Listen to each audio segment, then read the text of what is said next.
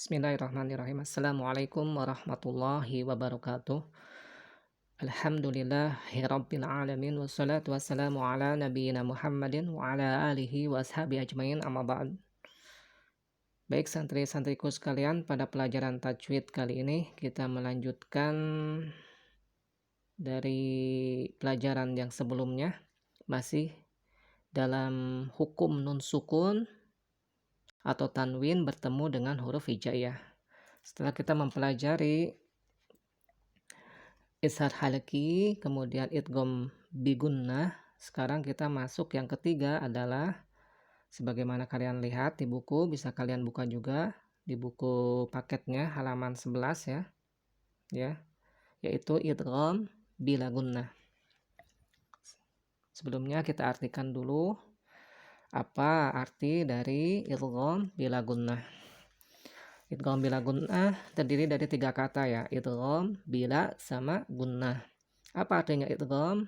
Idgham artinya sebagaimana kemarin dalam idgham bigunnah sama artinya, yaitu memasukkan ya, memasukkan atau meleburkan.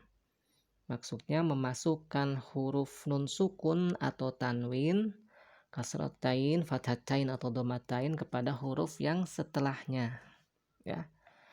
Ada juga mengartikan idgham itu ditasdidkan ya. Kemudian apa artinya bila? Bila itu adalah artinya dengan tidak, atau bisa diartikan pula tanpa ya, tanpa. Gunnah artinya dengung. Jadi bila gunnah tanpa dengung. Kalau kemarin bi gunnah dengan dengung, tapi sekarang idghamnya bila gunnah, idgham tanpa dengung ya. Ya, kita lihat di bawahnya, hukum bacaan disebut idgham bila gunnah ya.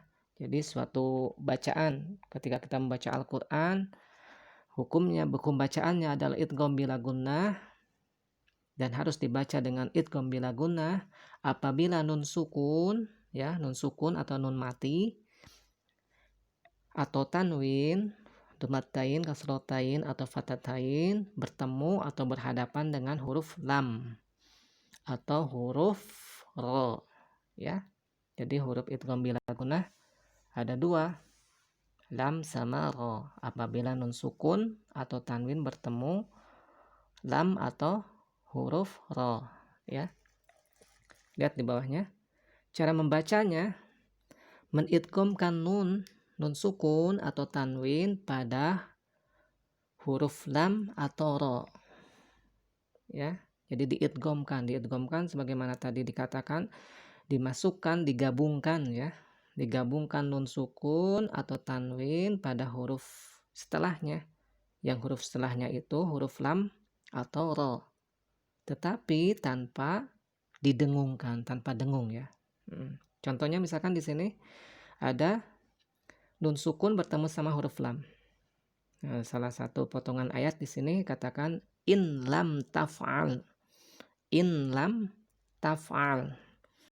Nah, dibacanya lantaran si nun sukun ini bertemu dengan huruf lam, maka berlaku hukum bacaan disebut hukum idgham bila gunnah ya. Nun sukun bertemu dengan huruf lam.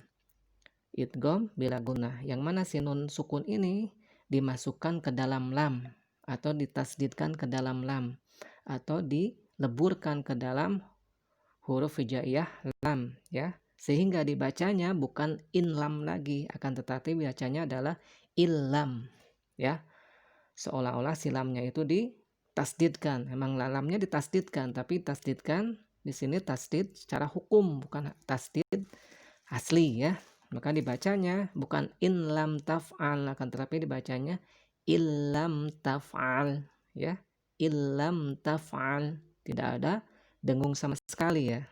Jadi bunyi nun sukunnya menjadi satu dengan huruf lam ya. Dalam kata in lam menjadi illam taf'al ya, tanpa ada dengung pada pembacaannya ya. Dan si nun sukun dileburkan ke huruf lam, dan lamnya juga ya di sana seolah ditasdidkan, tapi tasdidnya secara hukum, bukan tasdid secara asli ya. Nah, tadi contoh nun sukun bertemu dengan huruf lam. Nah, sekarang contoh yang kedua adalah nun sukun bertemu setelahnya adalah huruf ro, ya. Misalkan min rabbika, ya. Antara nun sukun ini bertemu sama huruf ro setelahnya, maka berlaku juga hukum bacanya yaitu idgham bila gunnah, diidghamkan tanpa didengungkan. Sama seperti sebelumnya, si nun sukun itu dileburkan, digabungkan dengan huruf ro. Sehingga si ro itu seolah ada tasdidnya, ya. Ada tasdidnya. Ya, menjadi mir rabbika, dibacanya menjadi langsung masuk ke ro. Mir rabbika, bukan min rabbika lagi, ya. Ya, dibacanya menjadi mir rabbika, ya. Nah, bunyi nun sukun pada kata min diidghamkan, dileburkan, dimasukkan menjadi satu dengan huruf ro, ya. Jadi seolah si ro-nya itu ada tasdidnya. Mir rabbika, mir rabbika, bukan min rabbika lagi, ya. Ya, misalkan contohnya di bawahnya kita lihat sekarang tanwin, ya, yang sebelah kanan, khairun laka. Tanwin ro berharokat tanwin dhammatain bertemu atau berhadapan dengan huruf lam setelahnya. Khairun laka. Maka dibacanya si ro ini, si tanwin ini, dhammatain ini dimasukkan ke dalam huruf lam. Maka dibacanya bukan khairun laka lagi, akan tetapi dibacanya menjadi khairul laka. Khairul laka, ya, bukan khairun laka, bukan, tapi khairul laka. Nah, silamnya ada tasdid secara hukum, bukan tasdid secara asli, ya. Kemudian yang kedua contohnya yang di bawah, syaitonin rojimin, ya. Syaitonin, din sini adalah kasratain, di depannya berhadapan dengan huruf ro, ya. Maka ini berlaku hukum bacaannya idgham bila gunnah, diidghamkan, si tanwin ini dileburkan, digabungkan dengan huruf ro tanpa adanya gunnah, tanpa adanya dengung, sehingga dibacanya apa? Syaitonir rajim, syaitonir nirro, bukan ninro, ya, akan tetapi menjadi nirro.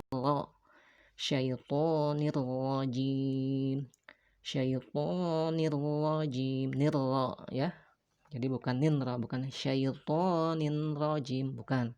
Kan tetapi lantaran si nun tanwin ini di depannya bertemu dengan nun, ya, si harokat nunnya itu bertanwin, kasrotain bertemu dengan huruf ro, maka berlaku hukum idgham bila gunnah. Maka dibacanya digabungkan tanwinnya ke dalam ro tanpa ada dengung, ya, menjadi syaitonir rajim, nirrajim, ya. Jangan sekali-kali baca lagi ninro, tapi nirro,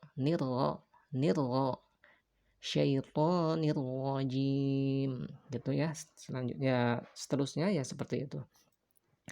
Apabila nun sukun atau huruf nun atau huruf hijaiyah yang berharokat tanwin, bisa dhammatain, kasratain atau fathatain, kemudian berhadapan dengan huruf di depannya yaitu huruf lam atau ro, maka berlaku hukum bacaannya yaitu idgham bila gunnah, ya. Ya, mudah-mudahan penjelasan ini bisa difahami untuk hukum nun sukun atau tanwin bertemu dengan huruf hijaiyah, hukum yang ketiga yaitu idgham bila gunnah.